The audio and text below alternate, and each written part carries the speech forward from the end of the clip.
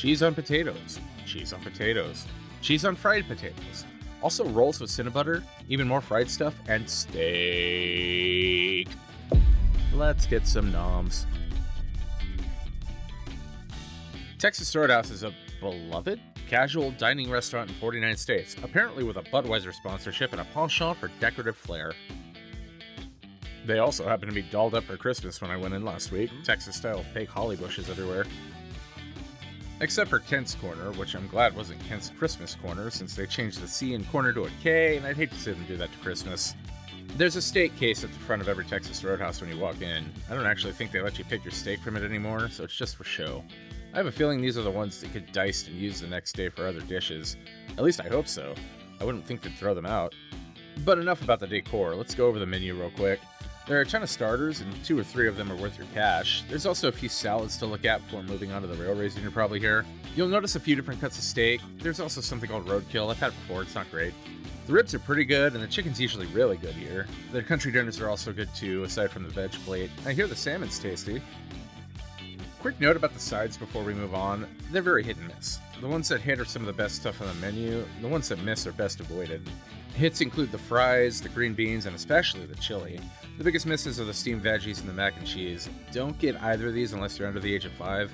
And if you are, get the applesauce instead. You have craft at home. Alrighty, let's start with some noms. Peanuts come at every table with a bucket to throw your shells in. If you throw your shells on the ground, you're a bad person and you should feel bad. Give them to your kids to keep them occupied, or send them to the hospital if they have a peanut allergy. I mean, they're peanuts. What do you want from me? Now that that's out of the way, we have to talk about the rolls. They get to your table piping hot when you do, since the first thing your server does is grab a basket of them before calling your name. They're little pillows of goodness. They're so cute. Oh my god, I love them. You tear them open and you can see steam come out if you time it right.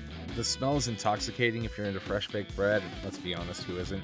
I can get drunk off bread, especially this bread. Then you spread on that sweet Cinnabbutter, and holy god, they are the best free bread you could ask for at any restaurant. I normally say don't fill up on bread, but you'll have lived a good life if you fill up on these. I am in love with these rolls. They're buttery, even without the extra butter, and they come apart at the lightest touch. If you're not into the sweet cinnamon butter they come with, you can ask for some regular butter and use that instead at no extra charge. All that being said, you just watched me butter a roll for 45 seconds. How does that make you feel? Now this is a deep fried onion.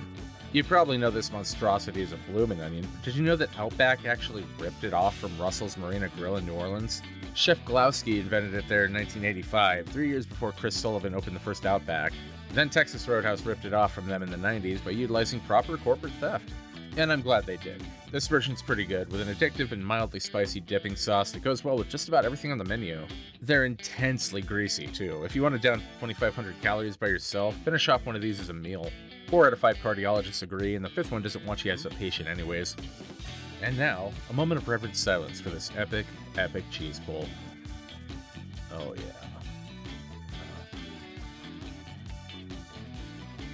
Yeah, that happened.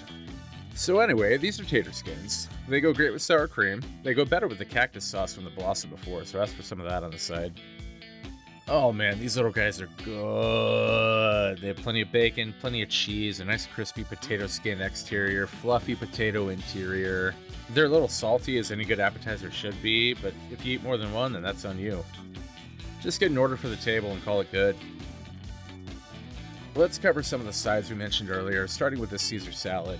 It's pretty good, despite the Caesar dressing being barely noticeable. I need to add some black pepper, because I've had this before, and I know it's not as flavorful as it could be. But it's refreshing, it's cold, and it's refreshingly cold, being served on a very chilled plate. It's great as a starter itself, because it always comes out super quick right after you order.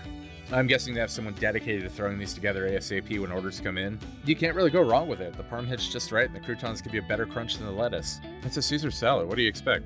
Oh, is this what you expect? Okay, you're one of those people. Yeah, you can make a sandwich out of literally anything on the menu with the bottomless rolls being sent to your table throughout your meal here. Look, can we please just move this along? We're all adults here. Tell you what, you don't judge me for my life choices, and I won't judge you for divorcing your first 3 husbands, Karen. Now for something far less healthy, the fries. You can get them loaded for $1.29 extra, and I can't think of any situation where it's not worth it. They add so much cheese and bacon, it's not even funny. You need 2 hands to eat these properly. Don't handle the camera and use a fork like I did. These were not made to be eaten with a fork, but they are awesome. The ranch they come with is house-made, and ask for the fries extra crispy so they don't get soggy. Just don't let them get too cool. Eat them fast. Now, for my all-time goat from Texas Roadhouse, the chili. Not that they put goat in the chili here. They use leftover cuts of beef the way God intended. They also put a boatload of chili powder, cumin, and other spices and top it with cheese and onions. In Texas, we top everything with cheese and onions.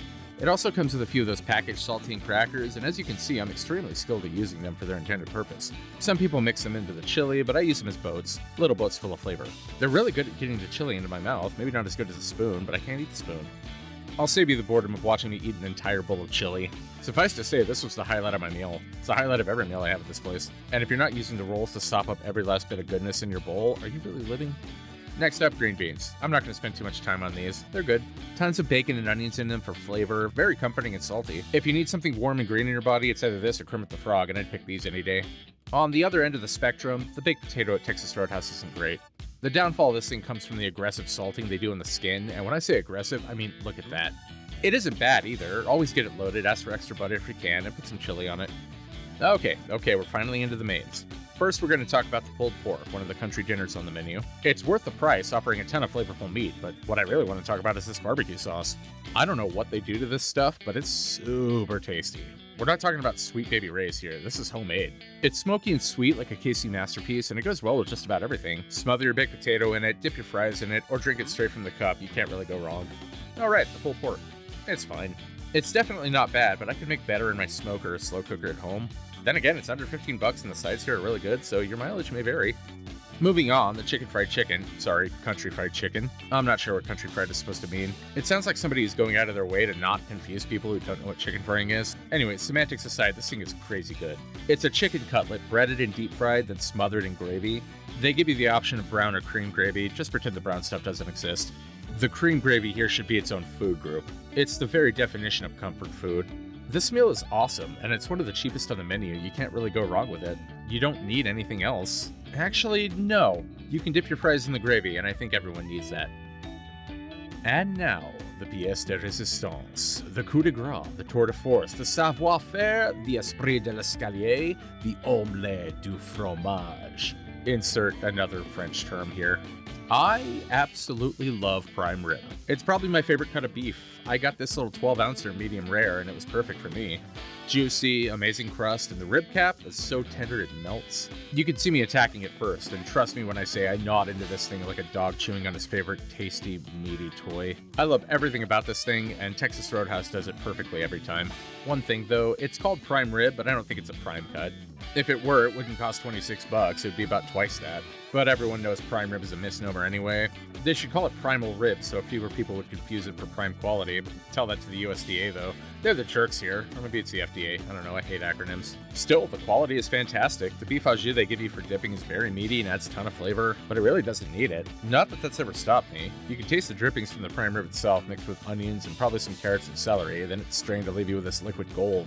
I could drink this stuff. That's the second time I've said that in this video. I think I have a drinking problem. Not that kind of drinking problem. Actually, who am I kidding? I'm the one drinking beef au jus. If you're still not convinced of how tender this thing is, look at me cutting into the ribeye right here. It just falls apart under the slightest pressure, and it falls apart in your mouth just as easily. You could chew this prime rib without teeth if you have to. There's also a horseradish cream sauce that it comes with that's doubly incredible. It's thick with a QUE, and it adds plenty of bite to mix things up. And yeah, I'd drink it. Better yet, I just slather my fries in it. Next time I come here, I'm asking for this as a dip for my starters and sides. I ended up finishing out the sauce without actually being able to finish my steak. Save the rest for the next morning. That's all we got for today. Share this video with your friends and subscribe if you liked it. Leave me a comment on what you want to see next. We'll get some more noms next week. See ya.